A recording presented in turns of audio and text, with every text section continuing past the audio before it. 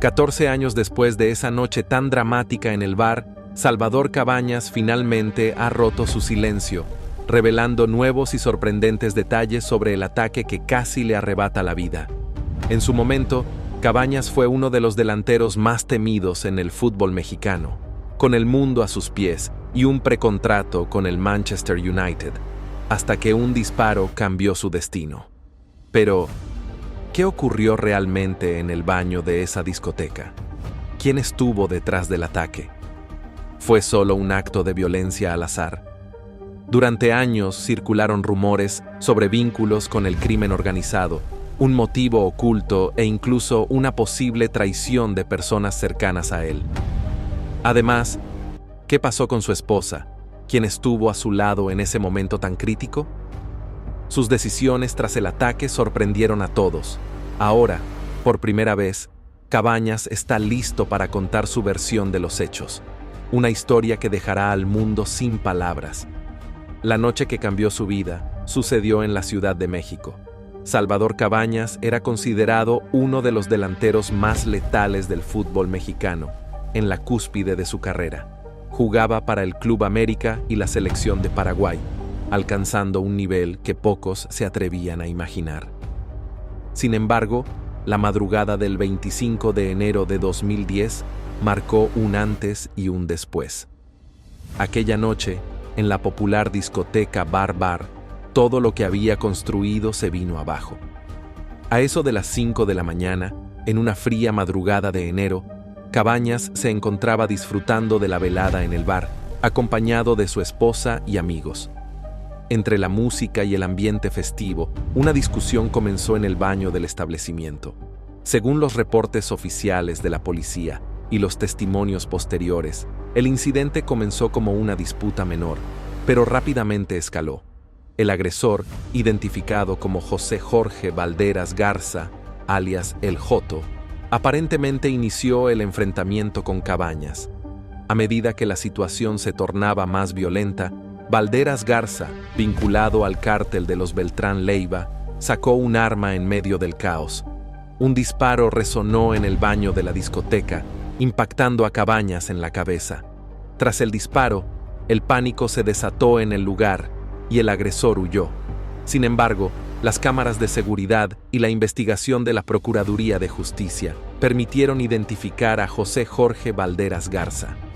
En entrevistas posteriores, Valderas Garza ofreció versiones contradictorias sobre lo ocurrido esa noche. En una entrevista con el periodista Carlos Loret de Mola, Valderas Garza explicó: "Cuando salí, él estaba ahí bloqueando el paso. Le dije, con permiso, pero no se movió. Intenté pasar y nos rozamos. Fue entonces cuando mi amigo, conocido como el Contador, intervino y disparó". Sin embargo, otras versiones indicaron que fue el propio Valderas Garza quien amenazó directamente a Cabañas, diciéndole: "Yo soy el que te va a tumbar", justo antes de disparar. Según Cabañas, la confrontación en el baño fue escalando de manera incontrolable. Recordó que todo comenzó con provocaciones verbales antes de volverse mucho más hostil. En un momento, desafió a su agresor preguntándole: "¿Qué esperas?". Sin embargo, el atacante no actuó de inmediato.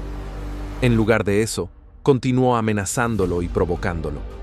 Testigos del incidente afirmaron que Valderas Garza parecía estar esperando algo o a alguien antes de finalmente sacar su arma y disparar a quemarropa. La bala impactó a Cabañas en la frente, quedando alojada en su cráneo, pero milagrosamente no le causó la muerte. Mientras Cabañas caía al suelo, perdiendo sangre rápidamente, el personal del bar y algunos testigos corrieron a socorrerlo, mientras el atacante escapaba. Ese momento marcó el inicio de una larga y ardua lucha por la vida de Cabañas, así como el abrupto final de su prometedora carrera futbolística. En entrevistas posteriores, Cabañas reveló que antes del ataque había negociado un precontrato con el Manchester United, uno de los clubes más prestigiosos del mundo. Las conversaciones para su fichaje habían avanzado durante meses y el equipo inglés lo veía como una pieza clave para su delantera. Tenía contacto con el Manchester United y estaba a punto de irme cuando recibí el disparo en la discoteca.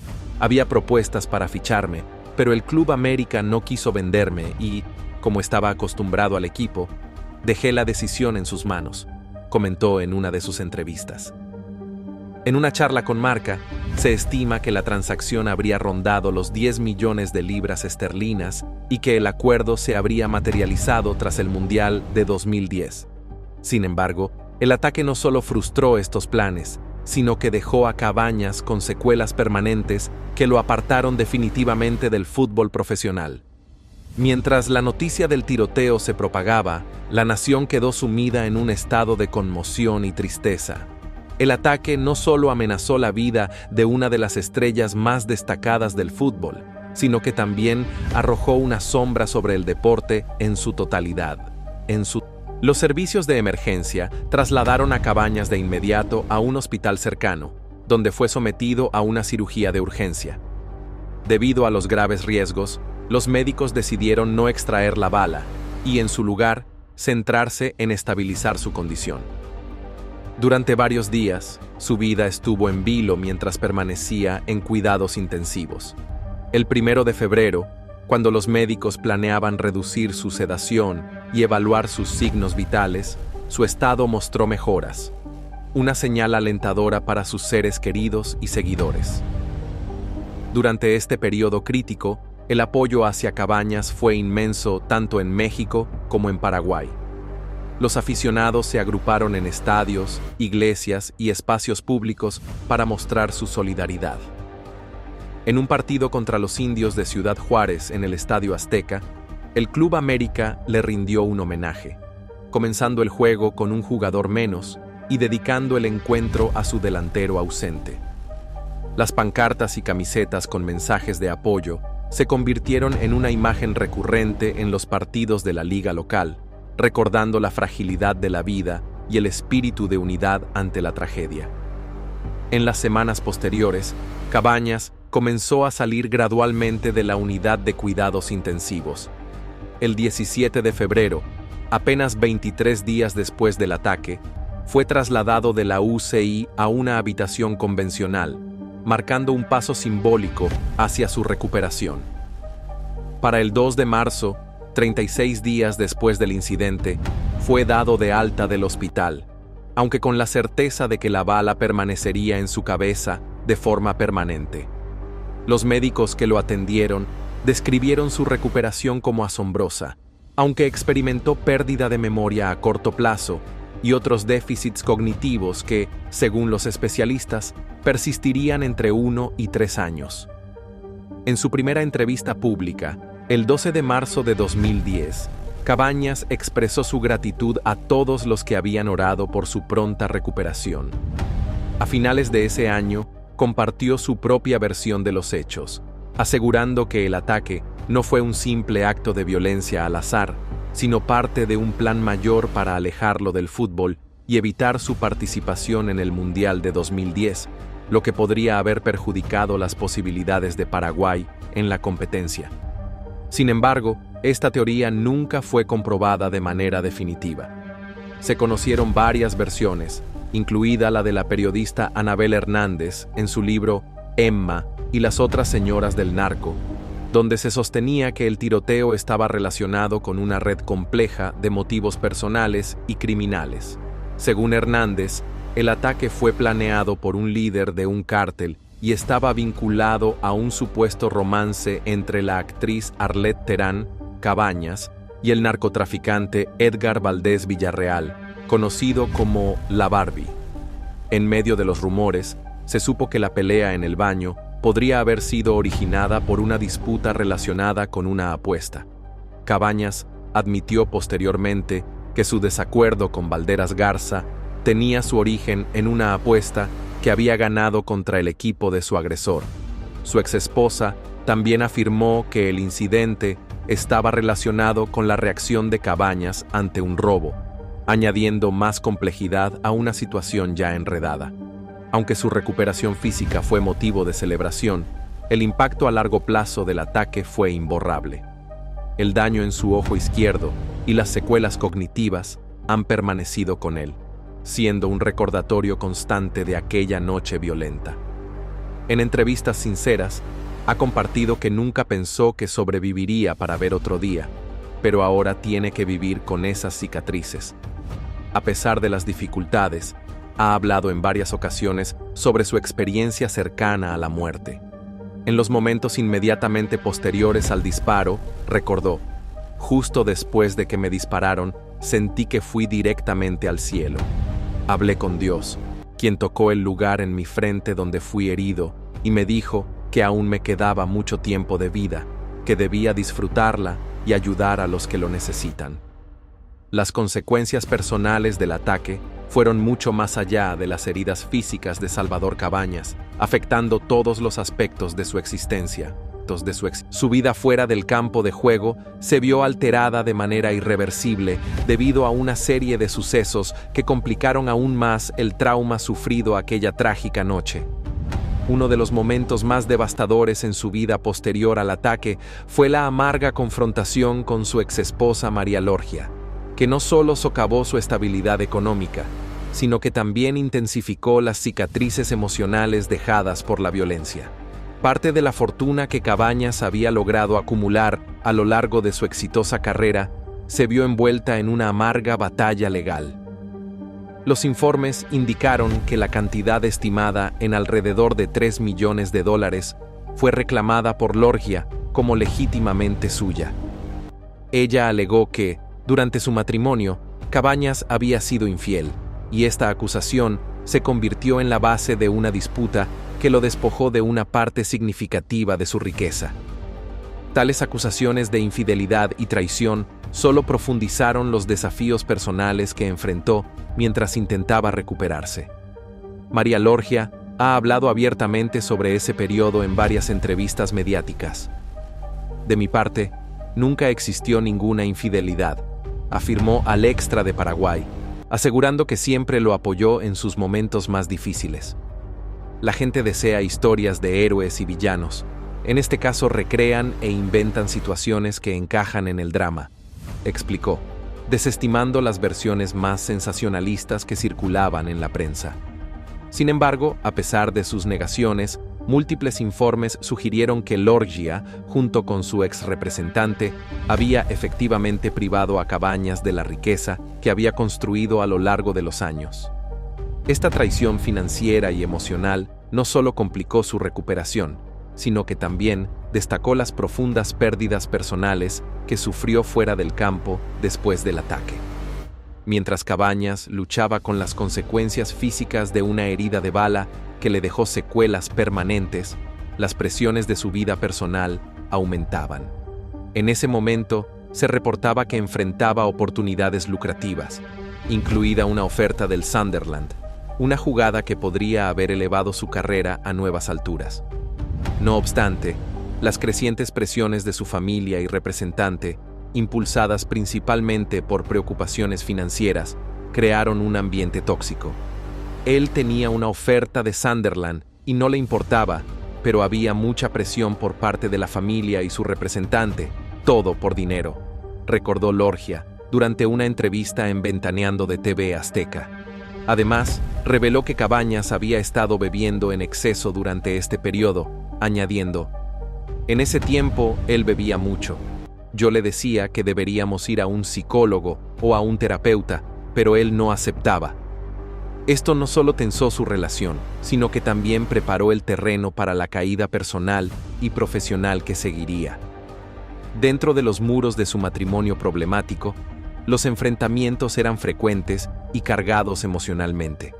Lorgia relató: «Hubo muchos enfrentamientos en nuestro matrimonio debido a infidelidades y otros problemas. Él me decía que yo era la culpable de todo. Este constante estado de conflicto y culpabilidad solo profundizó las fisuras entre ellos. Las disputas financieras no fueron casos aislados. Estaban estrechamente relacionadas con las traiciones emocionales que surgían repetidamente durante este periodo turbulento, aún más complejizadas por las revelaciones sobre los asuntos financieros de Cabañas durante su tiempo en México. Lorgia divulgó que, incluso mientras él estaba hospitalizado tras el ataque, Cabañas le confió la necesidad de dinero para saldar varias obligaciones costosas. Él tenía un chofer de confianza que lo llevaba a entrenar y hacía mandados. Cuando Salvador estaba hospitalizado, me dijo que necesitaba dinero para algunas transacciones caras y envíos de joyas costosas a Paraguay. No quería decírmelo, pero quería que le pagaran. Me mostró algunas facturas por el envío de dinero a modelos famosas en Paraguay, relató Lorgia. Estas revelaciones sugieren que la presión financiera no fue solo el resultado de una fortuna perdida por maniobras legales, sino también de un estilo de vida marcado por prácticas financieras extravagantes y en ocasiones secretas. Las presuntas infidelidades empañaron aún más la relación de la pareja. Lorgia abordó los persistentes rumores sobre una supuesta relación entre Cabañas y la actriz Arlette Terán, una conexión que algunos consideraban vinculada a los trágicos eventos que casi le cuestan la vida. No tengo ninguna información sobre una relación entre él y Arlette Terán. Me enteré de eso por la prensa, afirmó. A pesar de su rechazo a los rumores, admitió que finalmente descubrió pruebas de varias otras infidelidades por parte de él. Lloré mucho. Claro que sospechaba cosas, pero no esperaba enterarme de esa manera, confesó, ofreciendo una mirada al profundo dolor emocional que estas traiciones le causaron. Las circunstancias de la noche del ataque empeoraron aún más sus problemas matrimoniales. Lorgia recordó que esa noche en la discoteca mexicana, Cabañas se encontraba completamente borracho. Esa noche en la discoteca, Salvador ya había consumido una botella de whisky, pero no quería irse. Ordenó otra botella y se fue al baño. Cuando bebía, se volvía agresivo, dijo. Esta vívida descripción pinta la imagen de un hombre abrumado por las presiones de su carrera y su vida personal. Un hombre cuyas acciones esa noche pusieron en marcha una cadena de eventos que lo llevarían a un cambio irreversible. Además de estos desafíos personales, las implicaciones legales de los asuntos financieros de Cabañas salieron a la luz. Lorgia reveló que las autoridades fiscales mexicanas habían congelado las cuentas de la familia porque Cabañas nunca había hecho una declaración fiscal adecuada durante sus 7 años en México. Durante los 7 años que Salvador jugó en México, nunca hizo una declaración fiscal, así que debíamos más de $5 millones en multas por evasión fiscal, explicó. Este problema legal exacerbó aún más sus finanzas y subrayó la naturaleza precaria de lo que había acumulado. La posterior batalla legal resultó finalmente en la división de sus bienes. Fue un proceso largo y tedioso, pero dentro de la ley, el complejo Villa Elisa está a nombre de los dos. La casa está a su nombre y otras propiedades están a mi nombre. Prácticamente todo lo tenemos dividido a la mitad, dijo Lorgia, proporcionando una imagen clara de cómo se dividieron finalmente sus bienes tangibles. También mencionó: sé que hay cuentas en Barbados, pero no tengo la llave, no puedo acceder a ellas y él no recuerda. No sé si hubo otro dinero gestionado aparte de eso. A pesar de la larga y amarga lucha por las finanzas y las infidelidades, Lorgia dejó claro que la naturaleza de su relación con Cabañas había cambiado fundamentalmente. Lo quiero mucho como el padre de mis hijos, pero ya no hay amor como pareja, concluyó. Esta cruda confesión refleja la transformación irreversible de su relación, una transformación impulsada por la traición personal, las batallas legales y las abrumadoras presiones que siguieron al traumático ataque. La lucha y transformación de María Lorgia frente a las dificultades financieras en 2020 la mostró trabajando como intermediaria para una casa de cambio en Paraguay. Lorgia reconoció que había perdido su dinero y, como resultado, decidió salir a las calles, participando en el mercado de cambio de divisas como una forma de supervivencia. Este giro en los acontecimientos se confirmó después de que fuera capturada en cámara, realizando sus tareas como cambista, un rol que asumió tras caer en dificultades financieras después de su separación de Cabañas. En un incidente separado, que destacó aún más los desafíos que enfrentaba, se produjo un robo armado en su residencia. El asalto ocurrió aproximadamente a las 12:30 de la tarde, dentro de una vivienda ubicada en la calle Itaibate, cerca de Rodríguez de Francia. Según los informes de la 13ª Comisaría Central de Villa Elisa, los criminales lograron robar una cantidad significativa de dinero y objetos de valor de la propiedad. Específicamente, los ladrones se llevaron $3.000, 1.000 euros, 2 teléfonos celulares y varias piezas de joyería. Este incidente no solo subrayó su vulnerable situación financiera, sino que también expuso los riesgos asociados con su nueva ocupación en el mercado financiero informal. La policía proporcionó una descripción detallada de los 2 perpetradores involucrados en el robo. Uno de los hombres fue descrito como alto, de tez clara, usando jeans y una camisa blanca. El otro sospechoso fue descrito como una persona de complexión más robusta, con barba y usando una mascarilla blanca. Llevaba una camiseta oscura. Estos detalles fueron proporcionados por los oficiales de la comisaría de Villa Elisa, quienes indicaron que el robo ocurrió en un área residencial, lo que subraya aún más la delicada situación en la que se encontraba Lorgia.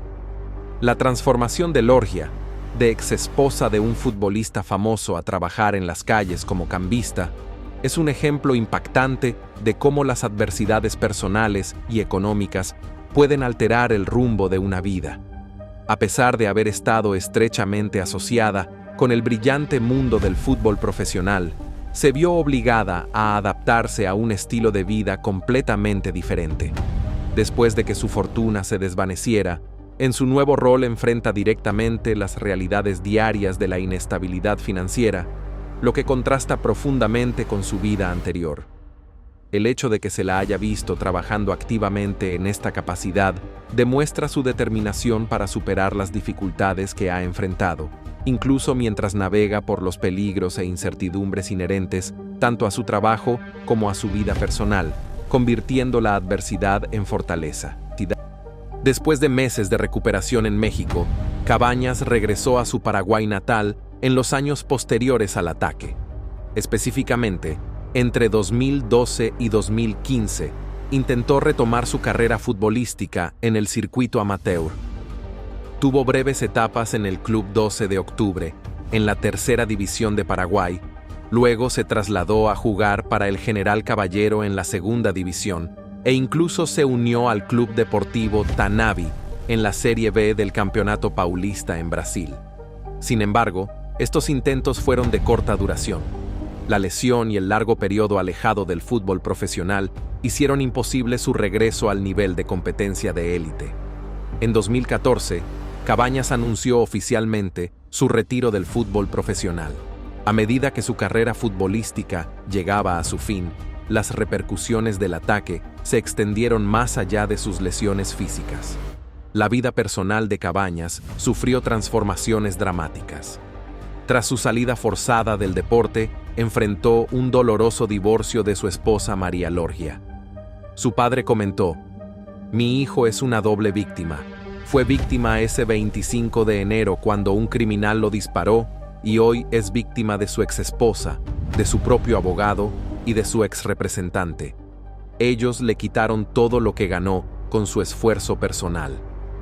Esta pérdida se agravó por los informes que indicaban que su exesposa había tomado el control de numerosas propiedades, incluida una lujosa mansión en Asunción, valorada en $5 millones, dejándolo con recursos financieros significativamente reducidos. A pesar de estos contratiempos, Cabañas estaba decidido a reconstruir su vida. En 2014 surgieron fotografías de él en Paraguay sosteniendo una bandeja de pan. Rápidamente comenzaron a circular rumores de que había caído en la pobreza total y se veía obligado a trabajar como panadero para sobrevivir. Al abordar estas afirmaciones en un programa deportivo, Cabañas aclaró que no se había empobrecido. En cambio, había abierto una panadería para sus padres con el fin de que tuvieran su propio negocio y pudieran lograr estabilidad. "Puse una panadería para mis padres para que tengan su propio negocio en casa y vivan tranquilos", explicó. Este emprendimiento nunca fue destinado a ser su fuente principal de ingresos, sino más bien un medio para apoyar a su familia durante un momento difícil. Con el paso de los años, Cabañas diversificó sus fuentes de ingresos. aunque sufrió una jubilación forzada del fútbol profesional, pudo generar ingresos a través de diversos negocios en Paraguay y México. Invirtió en un complejo deportivo y compró tierras que ahora renta. Estas propiedades le proporcionan ingresos estables, permitiéndole vivir cómodamente a pesar de los dramáticos cambios en su estilo de vida. Tengo muchas cosas que generan dinero. Tengo un complejo deportivo, tierras que estoy rentando, y eso es mío, dijo en una entrevista, desestimando los rumores sobre su posible ruina financiera. Estos sucesos le permitieron revivir los días de gloria de su destacada carrera y mantener una presencia en el deporte que tanto aprecia. Sus visitas al nido de Cuapa, donde fue una figura central, y sus interacciones con jugadores actuales como Richard Sánchez, Miguel Layún y el entrenador Fernando Ortiz, le brindaron una sensación de conexión con su pasado. Estoy feliz de estar aquí nuevamente en esta institución. Entrené aquí mucho tiempo y solía bromear con mis compañeros en aquel entonces, comentó durante una de estas visitas. Además de sus apariciones ocasionales en el campo, Cabañas ha asumido un nuevo rol como conferencista motivacional. Ahora, en sus 40 años, da frecuentes charlas para inspirar a los jóvenes a superar la adversidad y a perseguir sus sueños a pesar de las dificultades. Después de todo lo que pasé, el ataque y todo el dolor, quise comenzar a hacer esto.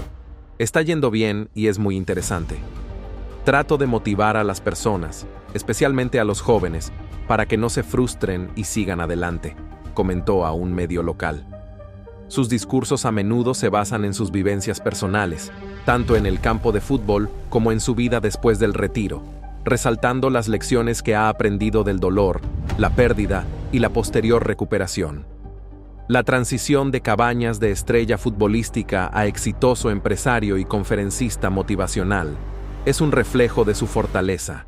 En 2010, en entrevistas, ha expresado que no guarda rencor hacia quienes lo perjudicaron, incluido su atacante, José Jorge Valderas Garza, quien fue capturado más tarde. Si alguna vez lo encuentro cara a cara, le diré que lo perdono. Se me dio una segunda oportunidad para vivir y estoy muy agradecido con el poder superior y con todos los que me apoyaron. Estoy muy bien, estoy en paz. Nunca me arrepiento de nada. Estoy vivo y eso es lo que importa, dijo en una entrevista con Univisión, reflexionando sobre su turbulento camino.